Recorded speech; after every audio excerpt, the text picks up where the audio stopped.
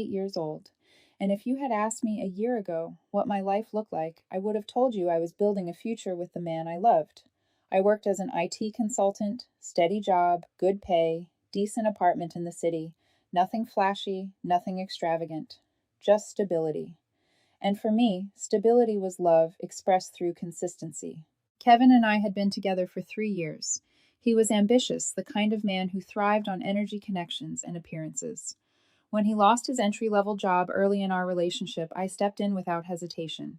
I covered his rent, paid for his courses to upskill, even turned down a promotion that would have required me to relocate because he told me, "Babe, I need you here while I build my career." I believed we were a team. I came home from 12-hour days exhausted from debugging code while he dressed in sharp blazers for networking mixers, returning late at night, with stories of who he met and how game changing the introductions were. I smiled, supported, and told myself this is what love looks like, holding someone up until they can stand on their own. But slowly things began to first. Why don't you dress sharper? My friends' girlfriends always look so put together. You should network more. Sitting behind a screen all day doesn't impress anyone. I told myself he was stressed, that the ambition I admired was just spilling over in ugly ways. We weren't perfect, but I was committed. I imagined myself saying yes someday if he proposed. And then one Friday night, it all shattered. The sushi restaurant was his idea. I hated sushi. The raw fish, the overpriced rolls, the dim lights that made everyone look like they were trying too hard. It wasn't me.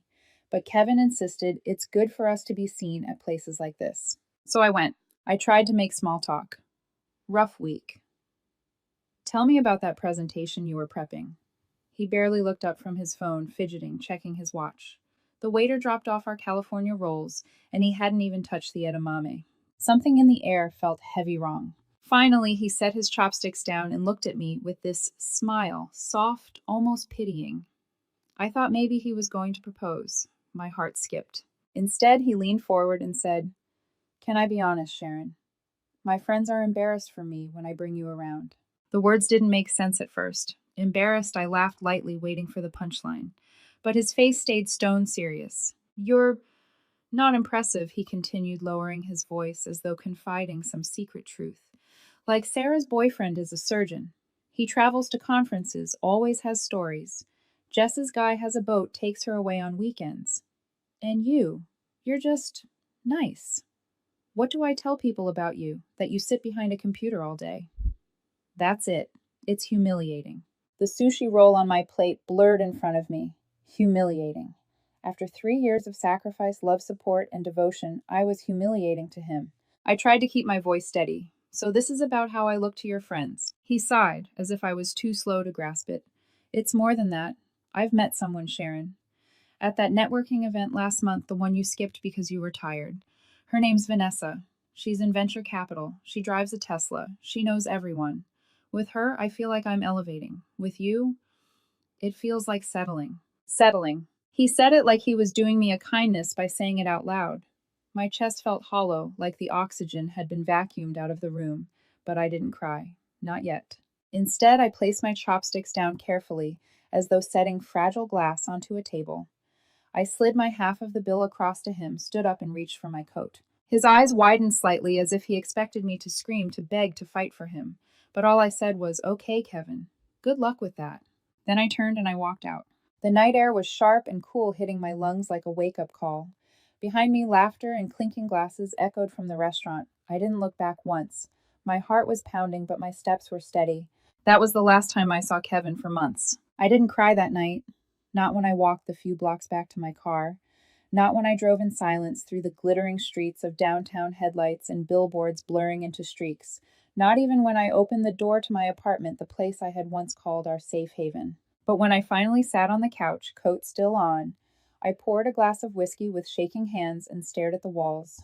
That's when the weight of it pressed down. 3 years. 3 years of sacrifice, of building a future together, of holding him up when he had nothing. And in return, I was told I was humiliating. My phone buzzed with the notification and Instagram tag. Kevin had already posted a picture from the restaurant, smiling with his friends after I left as though nothing had happened. I turned the phone face down, bile rising in my throat. The next morning, I didn't get out of bed until noon. My chest felt heavy, my mind replaying every moment. The time I skipped a company trip to stay by his side during a job interview. The necklace I had saved for with his initials engraved that he wore once and shoved into a drawer. The birthday party where his friends barely acknowledged me while he whispered, "Mingle more next time, Sharon." All the signs had been there. His late nights, his eyes on his phone during our dinners, the sudden distance in his voice. I told myself he was busy, that this was a phase. But the truth was simpler. He had been preparing to discard me. That Sunday, I stood in front of the bathroom mirror. My eyes were swollen, my hair tangled, my face pale. And in the silence, his words echoed, "You're not impressive. You're humiliating." Something inside me snapped, not in anger, but in clarity. I whispered to my reflection, "He called you unimpressive. Prove him wrong." Not for him, not to win him back. For me. The first thing I did was block him. Phone, social media, email. I even changed the locks on my apartment door, not because I thought he'd come back, but because I wanted nothing that tied me to him. Then I went back to the very opportunity I'd once given up for him, the promotion at my firm. I reapplied. 2 weeks later, I got it. Senior consultant, a pay bump, remote flexibility. I moved into a new apartment across town. Smaller, cleaner, stripped of any memory of him. White walls, wooden floors, no clutter. It felt like breathing fresh air for the first time in years. But healing wasn't as cinematic as packing boxes and getting a raise. Some nights, the loneliness still gnawed at me. I'd wake at 2 a.m. with tears on my face, reaching instinctively for someone who wasn't there anymore. Still, each morning I forced myself to run. At first, it was barely half a mile before I was bent over gasping. But each day I went a little further. By week 3, I could run 2 miles without stopping. By month's end, 5. The runs weren't just about fitness, they were about reclaiming control. With every step pounding the pavement, I told myself, "You are not the woman he said you were. You are more." Work became my anchor. I threw myself into projects, leading meetings, landing clients. For the first time, my colleagues looked at me, not as someone dependable in the background, but as a leader. One evening, as I shut my laptop after a 12-hour day, I realized I hadn't thought about Kevin once. That realization lit something inside me. If he had stayed, I might never have applied for that promotion. I might never have run those miles. I might never have realized that stability and strength weren't boring. They were the foundation of becoming unstoppable. One night, standing in my new apartment, a single lamp casting light across the room, I looked at my reflection again. My hair was damp from a post-run shower, my skin flushed, my body leaner, my eyes brighter. I didn't see the broken woman from weeks ago. I saw someone rebuilding herself from the ground up. I whispered again, this time louder, steadier. "If stability is boring, then I'll make boring powerful." For the first time in months, I smiled. The months that followed weren't easy, but they were defining. Pain had burned me hollow, but in that emptiness, there was room to build something new. I started with discipline. Each morning, my alarm rang at 6 a.m. I laced up my sneakers, even when my body screamed to stay in bed. The city streets were still gray, shop shutters closed, dew clinging to the sidewalks. My breath clouded in the cool dawn air as I pushed myself further each day. By the 3rd month, my body felt stronger, my lungs steadier, my heart lighter. At the gym, I added weights. The soft curves Kevin once mocked as safe hardened into strength. I wasn't building myself for approval anymore. I was building myself to feel unshakable. Every curl, every squat, every mile was a rebellion against the version of me he tried to define. Work thrived too. I learned to speak up in meetings, no longer letting my ideas drown in the background. Clients began asking for me, specifically trusting my clear solutions over polished jargon. My boss pulled me aside one Friday afternoon. "Sharon, you've stepped into yourself. Whatever you're doing, keep doing it." Hearing that felt like a quiet victory. Then came the side hustle.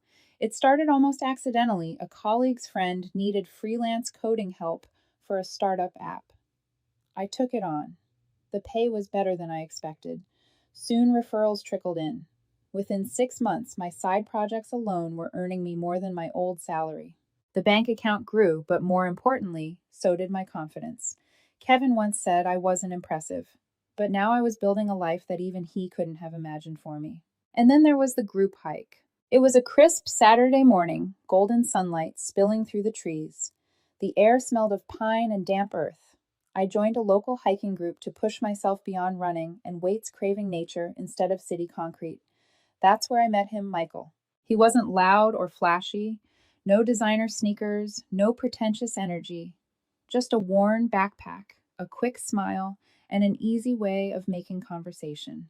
We ended up walking side by side, laughing about how terrible instant coffee tastes on early hikes. It was effortless, no need to impress, no need to perform. When he asked what I did, I told him simply, IT consultant, and I do some coding for startups. He didn't blink, didn't compare me to anyone. He just said, "That's awesome. You must be good at problem solving. I can barely fix my printer."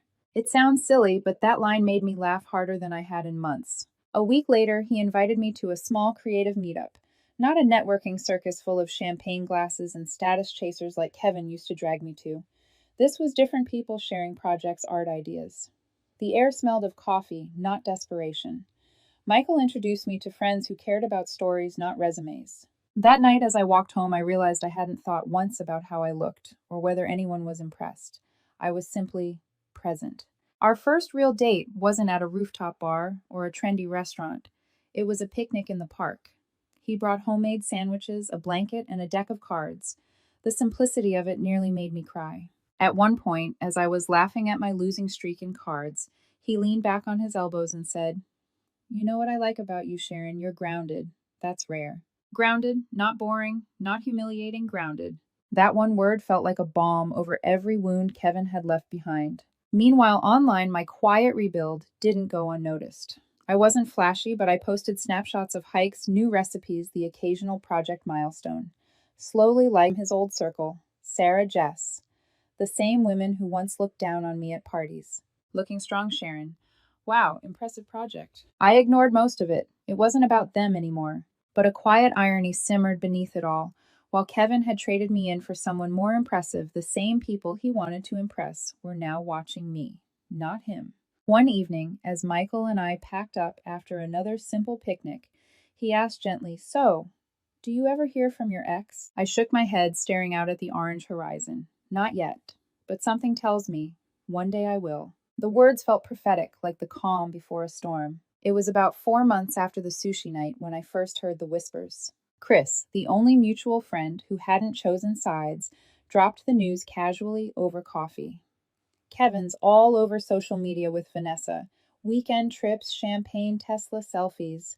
He's calling her his business partner, says they're starting a company together. I stirred my latte slowly, keeping my expression neutral.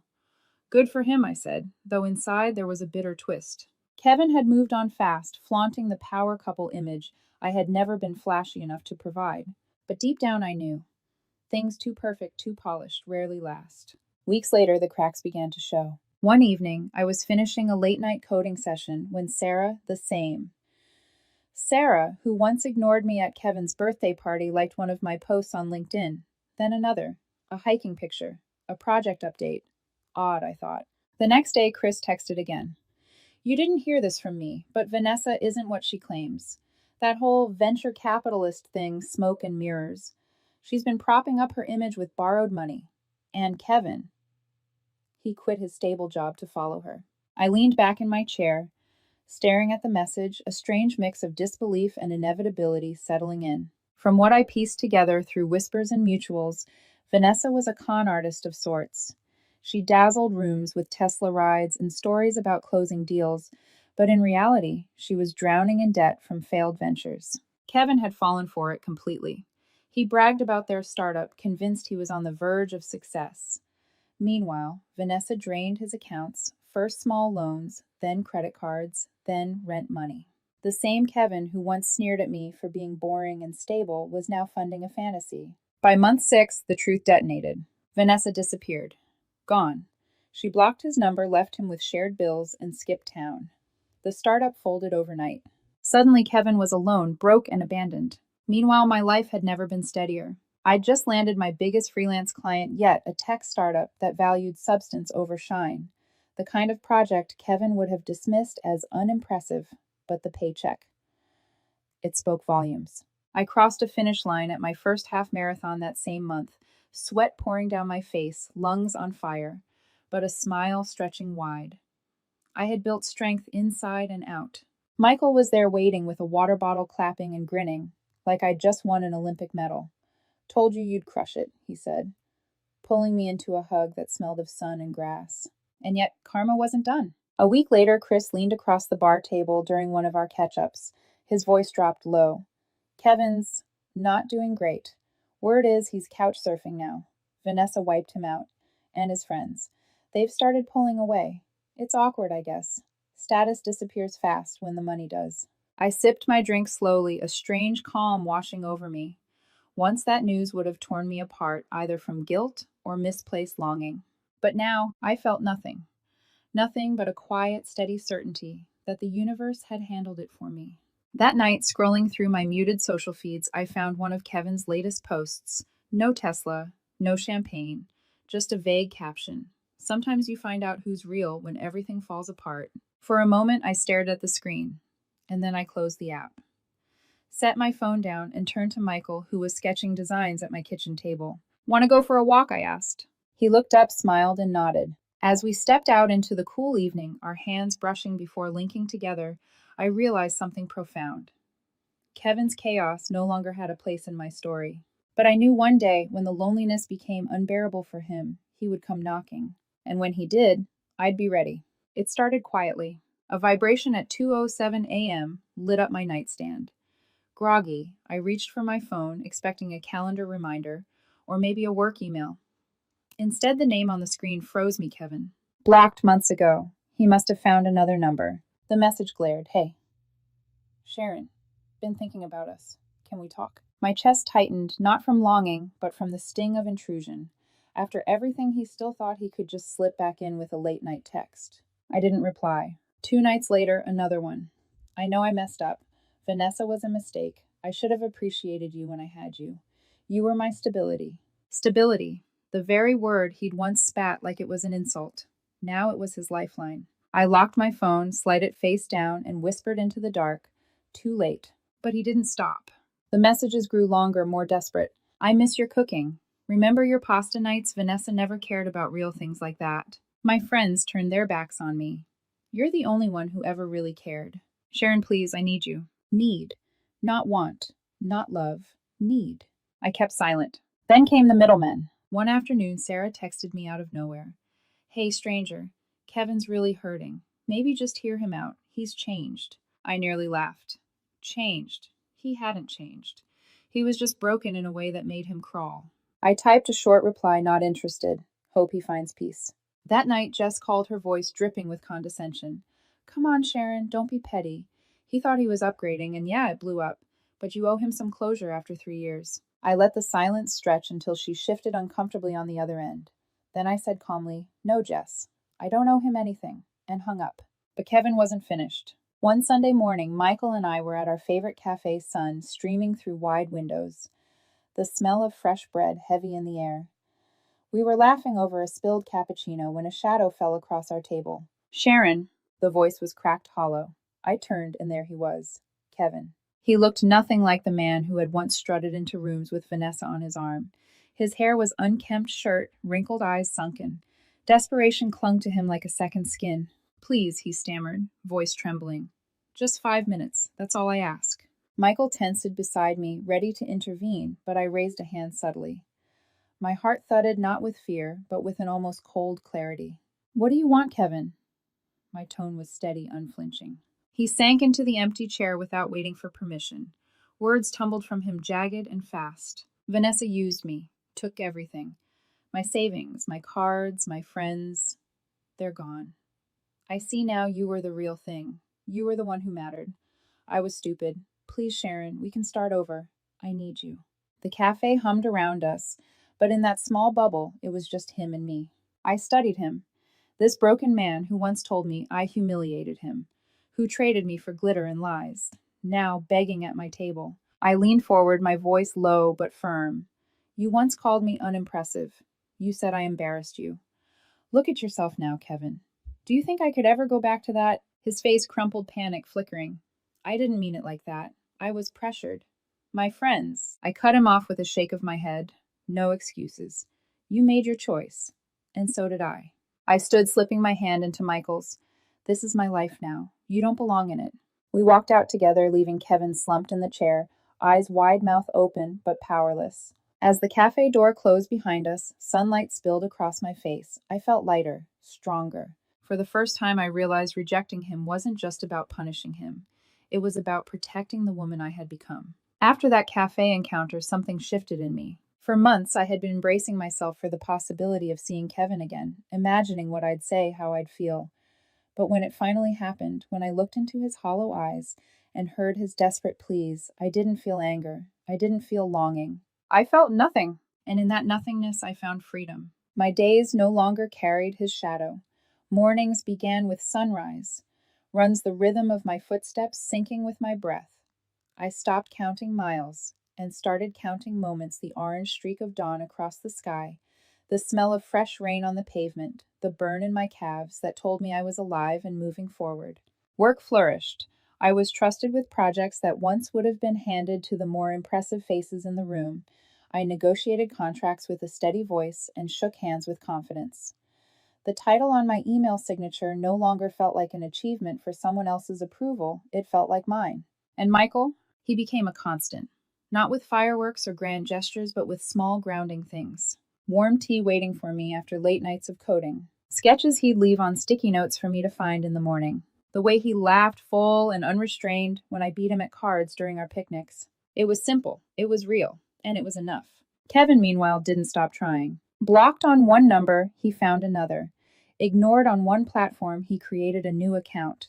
The messages changed in tone, first pleading, then angry. I can't believe you're this cold. After 3 years, you won't even meet me halfway. You're nothing without me. Don't forget that. Michael doesn't know you like I do. He'll leave just like everyone else. But his words, once sharp enough to pierce me now, fell flat. They were the last gasps of a drowning man flailing for anything to pull him back afloat. And I was no longer his lifeline. One evening, Michael and I were at a rooftop bar. Nothing fancy, just a cozy spot with fairy lights strung overhead and a jazz band playing softly in the corner. Kevin showed up, again. This time his face wasn't just tired, it was hardened, resentful. He stepped up to our table, ignoring Michael completely, eyes locked on me. How can you be so heartless, he hissed. You're really going to throw away 3 years like it was nothing. You think you're better than me now? The air between us went still. The music faded to the background conversations around us muffled. I leaned back in my chair, calm, unflinching. No, Kevin, I don't think I'm better than you. I think I'm better than who I used to be with you. For a second, his face twisted rage, shame, something he couldn't put into words. He opened his mouth, then closed it again, fists clenched at his sides. Michael reached over, his hands steady on mine. And just like that, Kevin's presence shrank to nothing. He stormed off, muttering under his breath, swallowed by the noise of the city night. Walking home later, Michael asked gently, "Does it ever get to you?" Seeing him like that, I thought for a moment before answering. "No," I said. "It reminds me why I chose myself, why I'll never go back." Because the truth was, Kevin's downfall wasn't my revenge. It was his own choices catching up with him. My revenge was quieter, simpler. It was peace. As weeks passed, the messages stopped. The sightings dwindled. His name stopped appearing in conversations. And slowly, the man who once loomed so large in my world became a ghost, faded, irrelevant, powerless. Meanwhile, I kept living, laughing, building, loving. And for the first time in my adult life, I felt untouchable. It happened on a night I didn't expect. Chris invited me to his birthday low-key rooftop bar. String lights swaying in the evening breeze, laughter rolling across the crowd. Michael was at my side, hand warm against mine as we walked in. The moment we stepped inside, I felt it. The shift in the air, eyes turning toward me. Not in judgment, not in pity, just recognition. "Sharon." "You look incredible," Sarah called out, rushing over in a sequined dress. She hugged me tight, too tight, like we were old friends. Jess followed her smile, syrupy. "That promotion you posted about goals, seriously. You've been glowing lately." I smiled politely. These were the same women who once whispered that I wasn't enough. Now they hung on to my every word. But then I saw him. Kevin. He stood alone by the bar nursing a drink. His shirt wrinkled, his posture sagging. The shimmer was gone, no Tesla, no sparkling woman on his arm. Just a man stripped bare of the illusions he once wore like armor. When his eyes met mine, they widened. He set the glass down with a clink and made his way over. "Sharon," he said, voice shaky, "you look different, beautiful." I tilted my head, calm. Do I know you? The words hit him like a slap. His face crumpled. Sharon, come on, don't do this. It's me. Kevin. I let the silence stretch before I replied, voice even. Right, Kevin. From back then. He stepped closer, desperation spilling through every movement. I need you to know I'm sorry. For the sushi night. For the things I said. Vanessa destroyed me, but it opened my eyes. You were the only real thing I ever had. Please, can we try again? Even just talk. The crowd around us seemed to fade. I saw only him, the man who once called me humiliating, now humbled to ashes. I drew a breath steady and let my words slice clean. You said I wasn't impressive, that I embarrassed you. And now look at us. I'm thriving. You're begging. Tell me who should be embarrassed now. His lips parted, but no sound came out. He looked smaller somehow, shrinking under the weight of truth. I shook my head gently. I don't hate you, Kevin. I don't even pity you. You're just irrelevant. I turned, threading my arm through Michael's, and smiled at him. His eyes, steady and warm, told me everything I needed. I was exactly where I belonged. Behind me, Kevin's voice cracked one last time. You'll regret this. But the words bounced off me like rain on glass. I didn't even glance back. Later, as the party wound down, Sarah leaned close and whispered almost conspiratorial, She's spiraling, you know. But you, Sharon, you've upgraded. Seriously. I just smiled, sipping my drink, her words rolling over me like distant thunder. Because the truth was, I didn't need validation anymore, not from Sarah, not from Jess, not from Kevin. I had already won, by choosing myself. Weeks passed after that party, and Kevin faded completely from my world. No more texts, no more sightings, no more whispers. It was as if the universe had finally closed the book on him. And me. My life kept unfolding, page by page, brighter with each chapter. Saturday mornings became sacred runs at sunrise, followed by coffee with Michael, who always had some half-finished sketch to show me. Evenings I poured energy into my freelance work, watching it grow from side hustle to something I could be proud of. There was no performance, no need to impress, just quiet fulfillment. Sometimes, when I caught my reflection in the mirror, I barely recognized myself, not because I looked different, though I did, but because I felt different. This was the version of me Kevin never wanted to see, confident, self-assured, thriving, without his validation. One night, as Michael and I sat on the balcony of my apartment's city lights, twinkling in the distance, he asked me softly, Do you ever think about him anymore? I thought for a moment, sipping my tea, listening to the hum of traffic below. Not really, I said. He was a chapter, an ugly one. But if it hadn't ended the way it did, I don't think I'd be here now. Michael reached over, brushing his thumb across my hand. Then maybe he did you a favor. I smiled faintly. Maybe. But the real favor was realizing I didn't need him or anyone to prove I was enough. Sometimes through mutuals, I still heard pieces of Kevin's story. How he struggled to find work again. How old friends avoided him at gatherings. How he posted cryptic messages about betrayal and second chances. But by then, he was just a ghost, a cautionary echo. Meanwhile, Sarah and Jess, those who once rolled their eyes at me, were so proud of you and inspiring. The irony didn't sting anymore. It barely registered. Because I wasn't living for their approval either. And here's what I learned the truth. I want anyone listening to carry with them. Sometimes betrayal isn't the end of you, it's the beginning. Kevin thought I was unimpressive, that I wasn't enough for his glittering world, but in reality, it was his world that was hollow. My so-called boring stability became the foundation of a life stronger, fuller, and freer than I ever imagined. The last time I saw him, his face was full of regret. Mine, full of peace. Because the sweetest revenge wasn't making him jealous. It wasn't proving him wrong to his face. It was simply living a life so authentic, so grounded, that his opinion no longer mattered. As I sit here now, looking back, I can say with certainty, he once said I wasn't impressive. But I never needed to be impressive for anyone else. I just needed to be enough for myself.